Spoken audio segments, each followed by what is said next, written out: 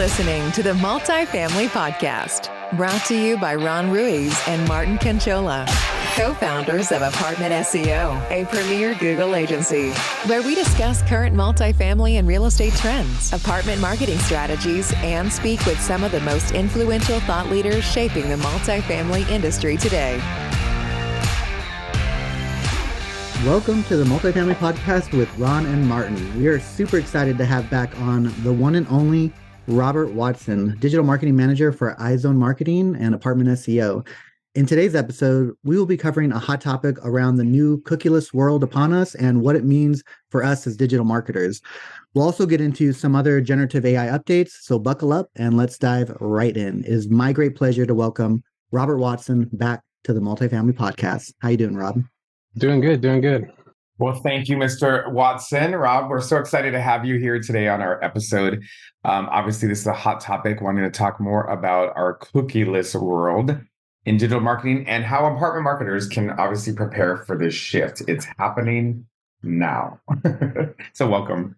So let's get into it right away. We have a great episode for you guys. I want to make sure that we can cover some of the topics. I know Rob has some great bullet points to share. So my first question for you would be, how is generative AI changing the world of digital marketing? I know you would love this topic. If you can break it down and speak on each core marketing type, that would be great. Yeah, so I could break it down based on our services that we offer: websites, SEO, digital ads, reputation, and social media. And first of all, on websites, generative AI is a game changer. We're testing some stuff, but it really has the ability to customize the website dynamically based on the user, based on how they interact with the site. So we can really customize sites now based on the user's preferences. What it's doing is it's resulting in a higher user engagement, which is increasing more leads for our clients. On the SEO front, there real quick on the website side, I hear like generative AI is helping a lot with coders, like helping them, maybe troubleshoot some of their issues and things like that. Is that a big item as well? Yes. So ChatGPT and some other programs are pretty good at writing like Python. So a lot of times we'll have like web development projects. We're mostly using HTML, CSS, JavaScript. These are like the basic, building blocks of any website. And sometimes we need to connect into other programs. And before we would have to hire a developer, but now we can literally say, I'm working with this program and I wanted to connect to this program. Can you write me a script that will connect these two? And not only will it write a script, it will explain why it wrote it, how it wrote it, and where you need to insert your custom things to make it connect properly. So yeah, it really is helping on the development side of websites versus maybe on the front end. The front end's coming. The front end, everybody's figuring out how to do the adjustments on the fly, and on the back end, we're using those primarily as a tool to help us create faster. Yeah, that's amazing. On the SEO side, I mean, this was the first thing that popped in my brain when I first started using ChatGPT, because for a long time working in SEO production, content is endless for us, right? So at a sense, we need to always be fresh, always be at the top of our game, always remember our checklist of what's important for the copy. And the beautiful thing is we can say, okay, here's our requirements. Here's how we want you to write it. Here's the format we want you to write it in.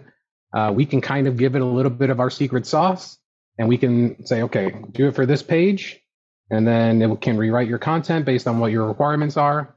It could go and find other pages that might be good for an internal link. So really what it allows us to do is mix a data scientist with a copywriter. And that is kind of your two most powerful sets that most agencies don't have. They have either somebody who's really good at data and they're a data-driven marketing company, but they're not a copy-driven marketing company. And then you have a lot of companies that are so primarily copy-driven that they outsource everything other than copy. They'll do copy, they'll design a graphic, but they're not going to do anything marketing related because they don't know the numbers. They're not comfortable. And now you can kind of mix the two and say, hey, I have this strategy I want to do, and I want it to affect this and this with this data. And now you can combine them, and it can start making predictive analysis based on past search results or past data. What update should I make so I can get a higher ranking? What do you think on like the content generation side? Like, what do you think are some pitfalls I think apartment marketers should be aware of using generative AI to produce content and things to look out for. I think they should know about that a little bit.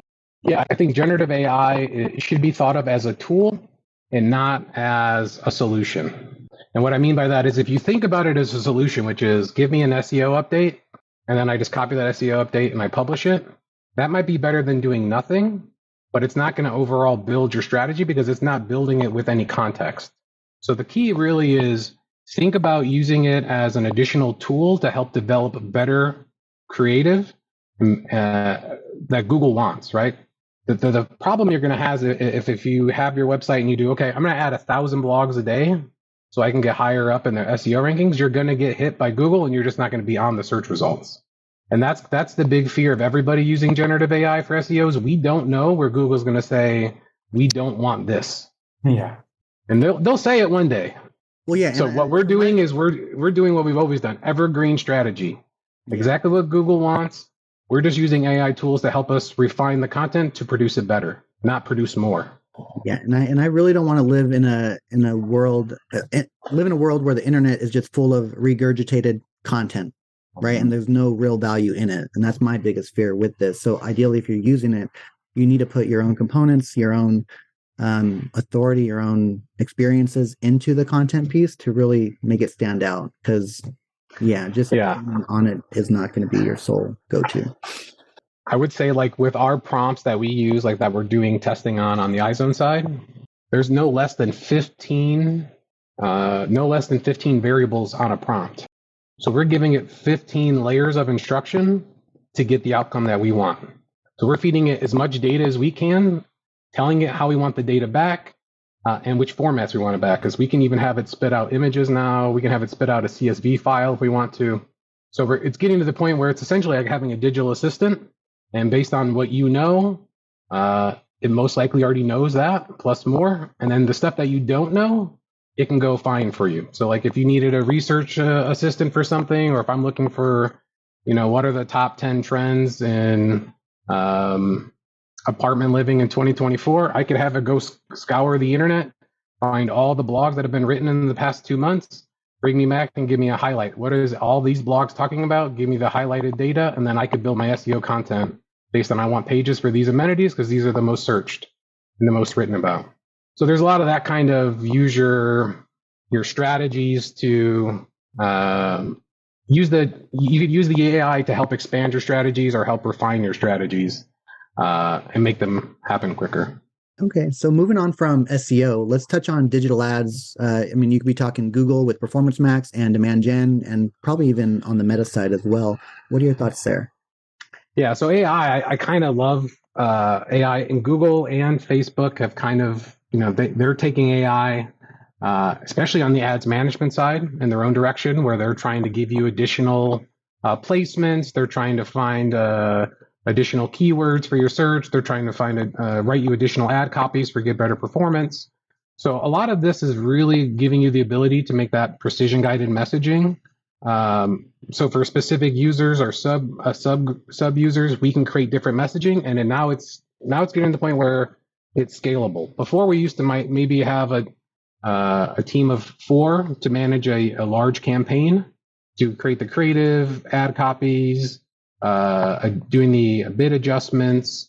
That team now you could probably get down to a team of 1 because they're going to have the tools to do everything. So you're going to have an AI that can optimize your ads budgets. You're going to have an AI that can build your ad copies. You're going to have an AI that can build your videos for your demand gen. And that's where we're going. That will eventually come down, and I think this is going to give the ability for smaller advertisers to have more powerful campaigns. So you're not going to have to compete, with apartments.com to get a good listing. You're going to be able to use all the best tools to get a higher placement through Google because you're doing what Google wants. Yeah, reputation management. This is really cool. I think Ron, you guys are exploring it a lot right now on your end. And for me, it's like a 24/7 watchdog. Keeps an eye on all the reviews across the internet. It can write responses quickly. We can program them with certain criteria on how they should respond based on if it's a negative or a positive sentiment. And the best thing is it can help you put out those fires right when they start. So as soon as a bad review comes in, it can get in there. It can respond for you. It can ask them to give the business a call to try to squash it before it gets out of control. Because sometimes negative reviews, the platforms are rather tricky to get them to take them down. And it's always, in our view, better to get the person to take it down and solve their problem. Okay. And then social media is another. Oh, do you have any questions on that? Oh, no, that's good. Yeah. On social media, I mean, I'm deep on this one because we're doing it a lot for iZone. We've created like a whole new process for ourselves, cutting our time dramatically. Everything from crafting our specific strategies for the content, and then making sure all our content works together, building out the full calendar at once. And this really lets us hone in on this specific messaging. Like customized messaging on social media is always going to be a little bit easier than on Google because we actually know the audience a bit more within social media. So here we can really develop, if you wanted to have 10 campaigns that go to 10 individual audience segments, that would be a lot of work to try to maintain. But I think with what Meta's doing and with the generative AIs for ad copy and generative AIs for graphics, I think this is going to be the future. So can you explain what a cookieless internet means and why it's becoming a reality today? Yeah, moving cookieless is kind of like turning the page on internet privacy. For those managing properties, it's getting your data in a smart way and collecting it on the first hand. So the big thing with cookieless, it might not be as big in the multifamily world, but let's say for Facebook ads. In 2014, Facebook ads, you could literally put $1 in and just print $3 out all day because they were the good old they were literally tracking everybody, who they were, what device they went on, when they went on the next device, what devices were connected to those devices. So you were literally able to target specific people for specific products, and that got a little intrusive. And in Europe hit first, and they went heavy on protections, and that started like with Apple removing cookies from Safari a few years ago. And now this year, Chrome's going to remove it by default by the end of the year. So no more cookies. But cookies are primarily, like, the big picture is there's two different types of cookies. There's a first-party cookie and a third-party cookie. A first-party cookie is a cookie placed on your site by you. This would be like a Google Analytics tag. And a third-party cookie is something like you would use with a marketing platform like Klaviyo back in the day. They would give you a script, you'd put it on your website, and then they would take all that data and keep it in. You see it now with some kind of prospecting businesses, lead prospecting businesses, where they'll have, here's everything they've done, here's what they're looking for, here's the sentiment of how their day is going. That's all through cookies because they're tracking you throughout your day through different programs. When you hit it here, they're tracking you when you hit it on another site. So we wanted to get rid of that for your own privacy. So our key there is we want to keep everything on the first party cookie. And that's by just owning our data and then really making use of it. I think sometimes apartment marketers could do more of that. I know, like, even with like customer match lists with Google Ads, you got to have like 1,000, right? So, I mean, how do you think apartment marketers could do it if, like, say something that many? I mean, they might not have that many leads to kind of utilize. Yeah, and the multifamily, they're no stranger to the power of data, right? And it guides all the decisions and which properties to invest and the forecast for the market, what the rent demands are going to be 18 months out. But when it comes to marketing, understanding like what the prospects care about, why they choose you over the competitor, that's where the real magic in the data comes to play on the marketing side. Because our job is to get them to remember your business and to choose you over the competitor. And how do we do that? We need to understand what the client really is looking for and what the client wants. You can think of it this way, like while we're using the data to navigate like the high seas of property management and investment, there's an uncharted island where the treasure is the resident satisfaction and loyalty, and that's where it's buried. Like as soon as you could figure out what makes your residents happy and how you can keep them on board, it's just spreading that message throughout the community because that's what's attracting them. And understanding that, that's why reputation is so important, and it's making such a big impact on SEO and why Google's leveraging reputation so heavy right now, because it's really the only thing where they feel like they're getting a real look at how the business is treating the customer. And that's what Google wants. Google wants satisfaction above everything right now because they have a lot of competition on AI, which is going to take away from search. But if you go to Google and the reviews are good and you go to a 4-star place and it's 4 stars to you, you're going to keep using Google. If you go there and it says 4 stars and you think it's 2, you're going to try something else, like a Yelp or whatever the case might be. Sure. So I think it's so important. I mean, by the way, you shared so many great points right now. I think one of which was that how the strategy, like how you speak to AI. So going back to the AI, is really how you're going to get it. So as they say back in the day, crap in, crap out. So making sure that you have the right strategy. I think it's not just for everyone right now, but definitely the tools are powerful. And I love how you were speaking about the data and the visualization. I think that is exactly what our customers are trying to look for, is understanding truly their prospects and why they care about or why they choose them over the competition. So that is the world we live in. Huge, huge, huge.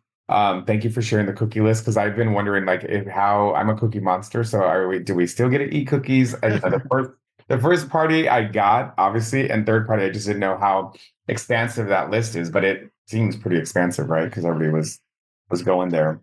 Yeah, third party's been kind of on the skids for a few years, and we know it's going to be going away. And most of the people who had cookie driving systems are now switched to server-side tracking. Yeah. So it just removes the ability for someone you don't want spying on your customers from spying on your customers. Mm-hmm. That's was the big kicker. Yeah, and we knew that obviously the focus was there because of the recent unveiling of having to identify that there's cookies on us, right? So that data transparency element was there, and then now it's okay, that's still not good enough. Get rid of it. We want to protect our peeps. So my question next would be, how can apartment marketers in particular get more first-party data with Google Tag Manager? Yeah, so the first-party data that we're currently getting, that's all going to stay the same with this kind of cookie change. Google Analytics, that'll all stay the same. Nothing's going to be affected there. The main thing you're going to want to think about, especially in the multifamily world, with a lot of data to actually leverage, and we're kind of in a spot right now where it's the perfect timing as we're switching to potentially these Google Tag Manager server-side tracking, to think about how we're going to connect all the data into Google Tag Manager. Because now we actually have a spot where we can say, I got a lead from Google, I know that for sure.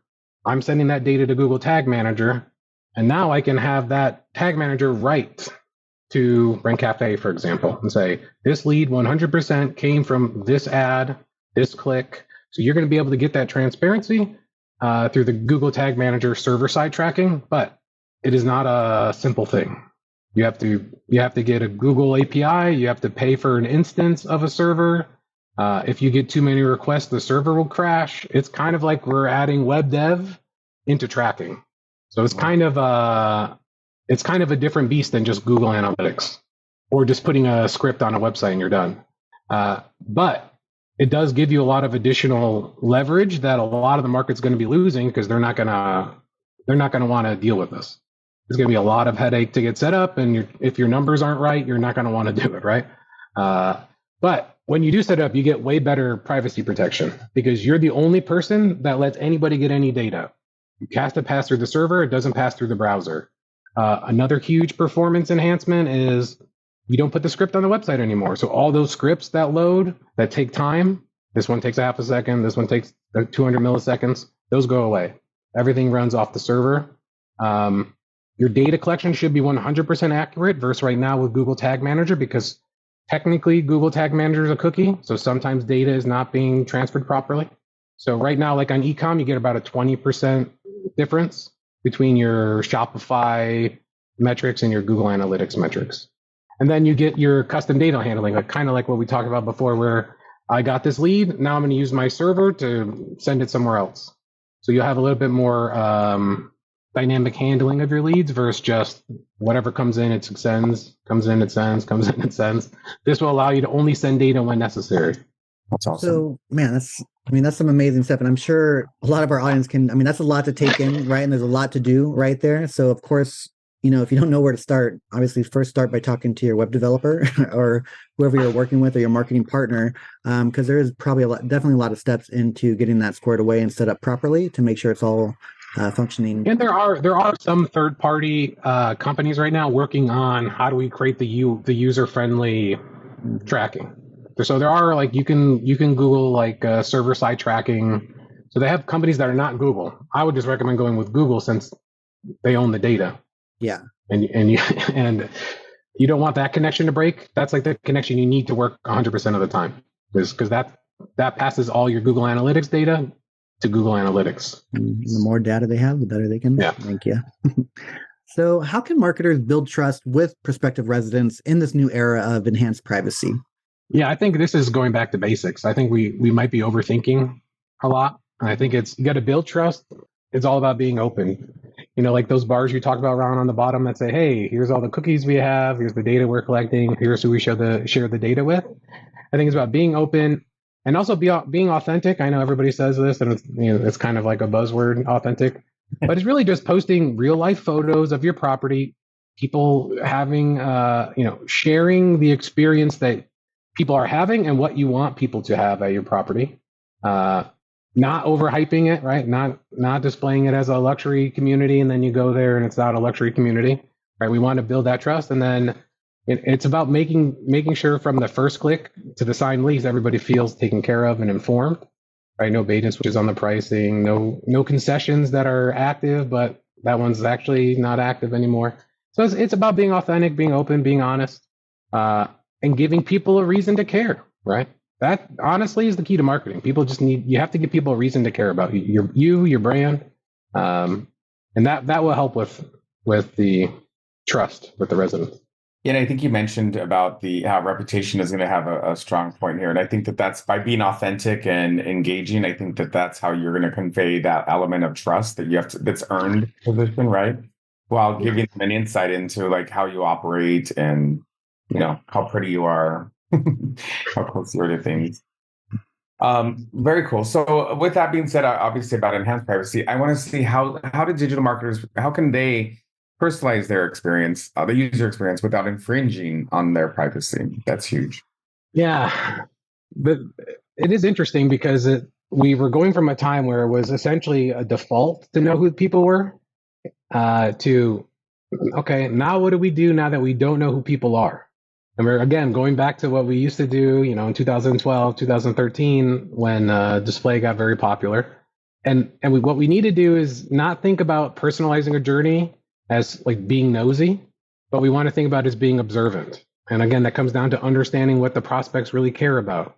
Like if we understand 70% of the people who rent in this community are within this demographic, what we like to do is create personas. Here's the persona of our community, and then we write our ad copies to those personas. So what we're essentially doing is creating variations based on who the target leaser is, or who their current leaser is that we want more of.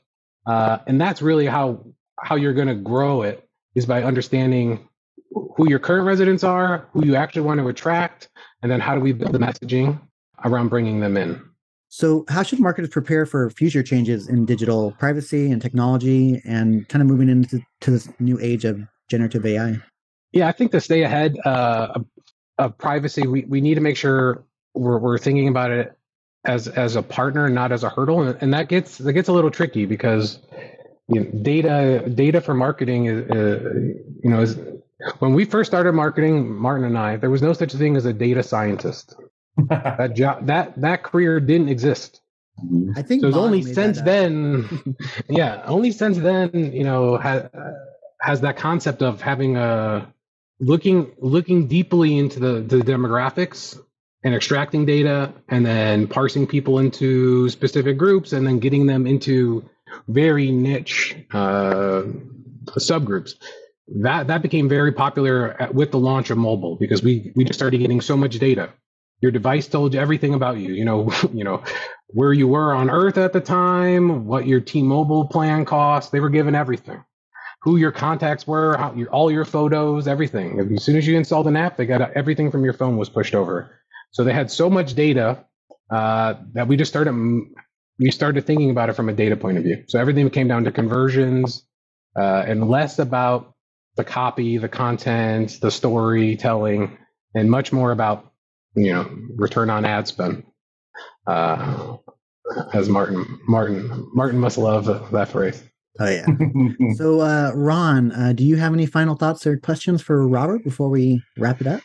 No, I mean, this is definitely short and sweet. I think that it was, talk about nuggets here. I think that thing that screams to me, and again, this is by no way a shameless plug, but I think that it is definitely, we're in an environment where it's going to separate the good from the best of breed, digital agencies and partners. And I think that even though it sounds like we're making our jobs easier by way of generative AI, I think that you still need that strategy. I think that's what resonates with me. And I think that that's where I was referring to about that whole digital partner element in it. To understand your strategy, I think that for us, you mentioned, Rob, about the personas. And I think huge, really understanding your audience. The game's changing. It's changing, obviously, to make us faster and smarter marketers, but also in the cookie environment, it's limiting us. So really understanding how you're going to see your performance thrive and not get stale is important. Yeah. But thank you for sharing some of the insights. I know we could go way longer and have a total jam session, but we really want to get the basics out there today. In light of the cookieless world in particular. So, yeah, and I think as we move into a world of more complexities, I think there definitely could be more. There's so many things that you have to do. There's plenty of things you could mess up during the process. So, even then if you don't. Oh yeah. You know what I mean? We just did something. I think we were doing some automation tests and we sent ourselves like 10,000 emails. So you gotta, automation is. It comes with fragility as well. There can be things that can happen. So just be mindful of that. Take your time, learn and educate yourself as much as you can. And, of course, experiment with it and try it out and see what works, what doesn't, and just kind of go from there. Rob, any final words before we close it up? No, I'm just kind of excited. I've been excited for a while now. You're always excited. But, it's, once a decade, we get a good market shift. And then, we also get one negative one, but this is a good one for us. Yeah. It's gonna open up the bandwidth for a lot of really good smaller companies to be able to handle a lot more volume. But it's really going to allow the good marketers to scale. And that's been the problem. The problem right now has always been good marketing is very resource intensive because you have the chain of content, the chain of creative, that you have to have just to get everything put together. And I think, this AI is going to kind of allow us to go from, it's going to allow us to go from like, I'm trying to think of a good analogy that's not too offensive. It's like going to allow us to go from like a fine Italian restaurant to an Olive Garden in terms of being able to get the stuff out the door. Yeah. That's what it's going to do. Thank you so much, Robert, for taking time to connect with us. We always have such a fun time conversating with you and just love the insights that you bring to the podcast. For everyone who is maybe you run a general business or maybe you're a vendor in the multifamily industry and not actually in apartment marketing, I highly suggest you check out iZonemarketing.com and get a free marketing analysis and see what Robert and his team can do for you. Also, on the ApartmentSEO.com side, feel free to check us out, get your free marketing analysis, reputation report card, and or check out Ads Manager. That's adzmanager.com. And if you're trying to bring it in-house, then that's the product for you. Until next time. Bye, everybody. Bye, guys. Bye, y'all. Thank you for listening to the Multifamily Podcast, brought to you by co-founders of Apartment SEO, a premier Google agency, with your hosts, Ronn Ruiz and Martin Quinchola. Join us again next time as we continue to bring you the latest and greatest in the multifamily industry.